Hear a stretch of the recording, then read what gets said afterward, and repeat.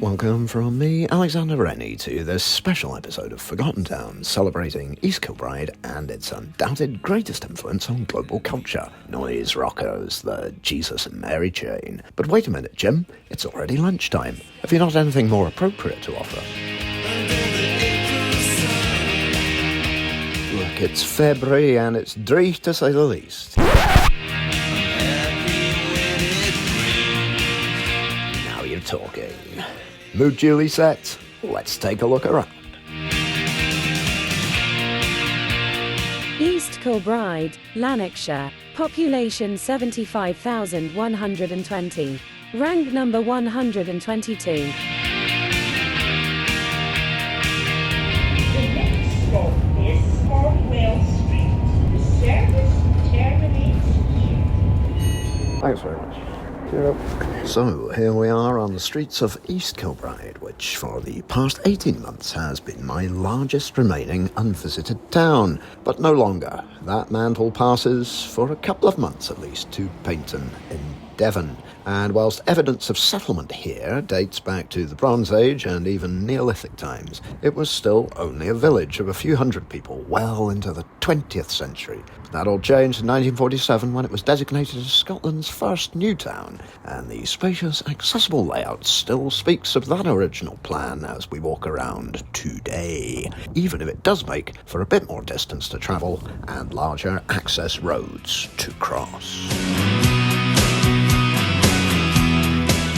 When the Beach Boys observed that, and I quote, "The West Coast has the sunshine and the girls all get so tanned," it was pretty clear that they were not talking about the west coast of Scotland. No, whilst William and Jim Reid, whose family came here from Glasgow like so many others in the 1960s, might have been fascinated by Californian surf rock, it is not difficult to see why their own music was filtered through a prism of not only more experimental New York art rock, but the very different climatic and architectural realities of this part of the world. In spirit of psychogeography, let us explore the origins of psycho candy and beyond.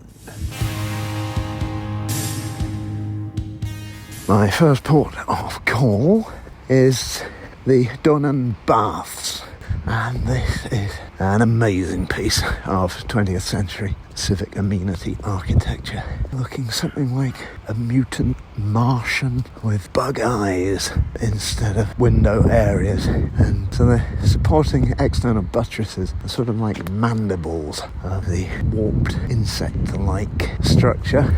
In short, this is exactly the sort of place where you can imagine the young William Reid earning his 500-metre swimming badge before desperately attempting to reconstruct his bird's nest hairdo under one of those ineffective 1970s swimming bath hairdryers. And right on cue, a man, as you can hear, has turned up with a leaf blower. Was this the original inspiration for the feedback-drenched soundscape of the first album?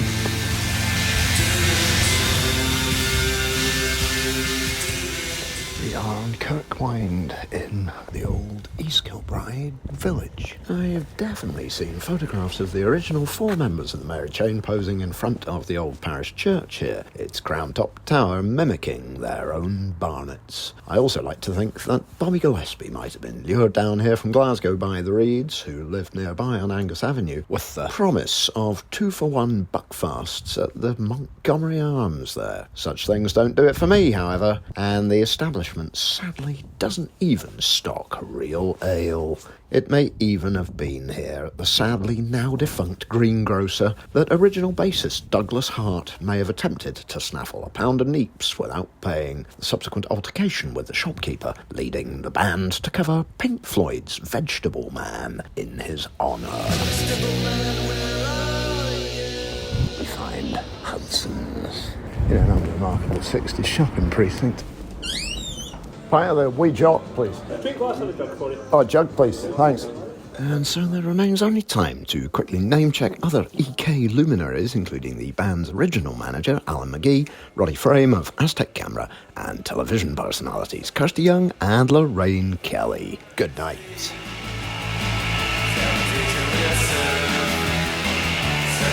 EK East Kilbride.